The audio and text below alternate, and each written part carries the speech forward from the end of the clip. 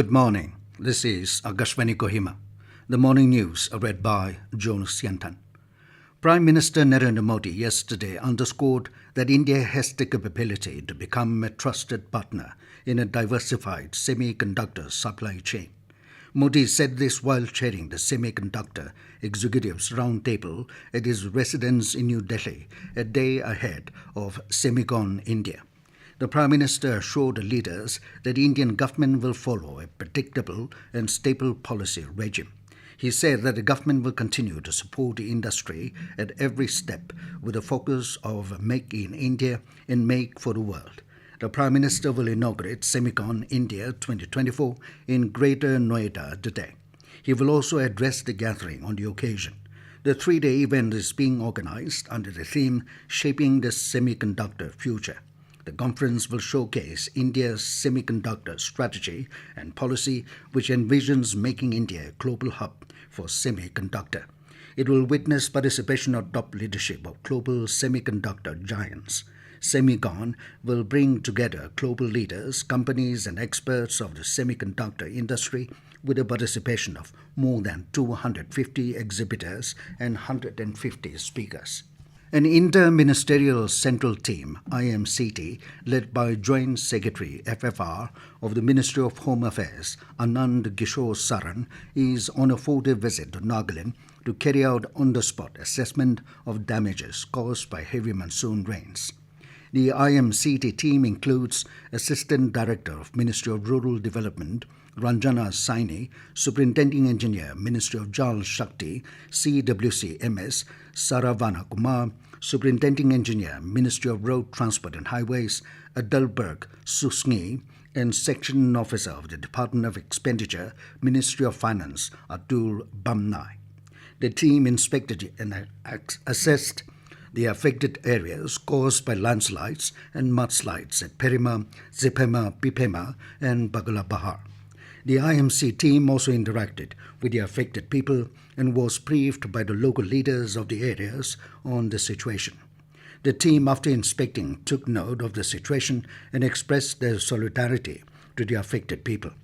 Chief Minister Nipirio also had a meeting with the Inter-Ministerial Central Team at his official residence in Kohima yesterday. He said the team visiting Nagaland is in response to the memorandum sent by the state government. The Chief Minister hoped that the team will have a successful tour to the districts. Meanwhile, Joint Chief Executive Officer of the Nagaland State Disaster Management Authority, Home Department, Johnny Rongmai, informed Akashvani News Kohima that the Inter-Ministerial Central Team will also be visiting Zonopudo and Drensang districts for assessment. Union Sports and Youth Affairs Minister Mansukh Mandavia felicitated the Paris Paralympics 2024 Indian contingent who returned to New Delhi yesterday. On the occasion, Mandavia handed over the cheques to the medal winners. Each of the gold medal winners received an amount of 75 lakh rupees. Silver medalist got 50 lakh rupees, while 30 lakh rupees were given to each bronze medalist. Lauding the medal winners, their performance in the Paralympics, Mandavia said that over the last decade, the country's performance has improved drastically, leading to a record haul of 29 medals in this year's tournament.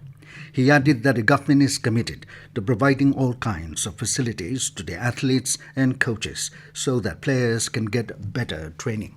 In a remarkable show of dedication to the environment, a 50-year-old professor, Jayan Mahajan, is cycling across India to raise awareness about the urgent need to change before climate change. Mahajan reached Woka yesterday as part of his 200-kilometer journey, which started on January 23 from Natabed, Gujarat.